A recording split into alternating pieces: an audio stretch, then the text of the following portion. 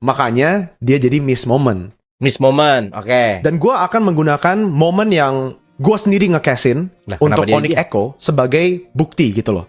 Momen seperti itu bisa menjadi hal yang baik dan bisa menjadi hal yang buruk. Tergantung lu liatnya gimana.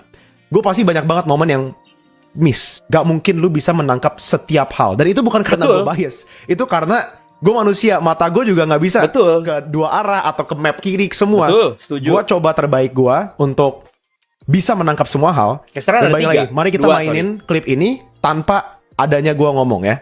The Lord from the base. There's no Wesker to be seen. The Menace Rage to clear out the winning ways, but Onyx, they have defended. Sanji running away now, but the final execution. And keep on! Again with the Spectacular Rage! This might be it! This might be it!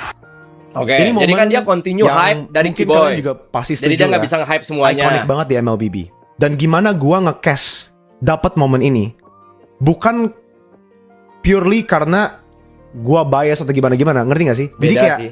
gue lihat di sini itu dengan kalkulasi gua.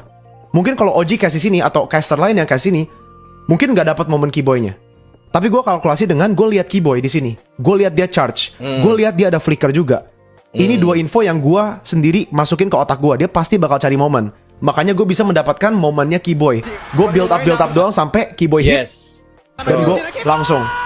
Dan di sini pun sebenarnya kalau lu udah bikin call sebesar itu ya, commit kayak Keyboy gitu, bisa kelihatan super bias. Lu Enggak bayangin aja kalau Echo-nya ternyata bisa muterin situasinya. Berarti tinggal ganti dong. Dapat ulti atau ada mungkin Karl TZ-nya yang di sini yang bisa memutarkan situasinya.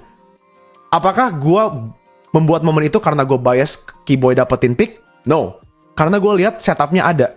Dan itu termasuk kalkulasi gue. Tapi kalkulasi gue nggak mungkin bisa selalu bener. Intinya begitu. Sama seperti semua play-by-play caster. Jadi pasti ada miss. Dengan isunya sensitif caster bias, banyak orang nonton MLBB sekarang dengan pandangan atau pendapat langsung dari mulai gamenya, casternya udah bias.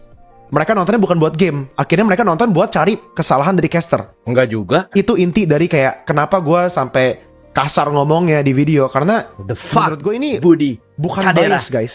Ya, Pak Cadera. kita di sini tuh mencari momen. Semua tergantung kalkulasi individu.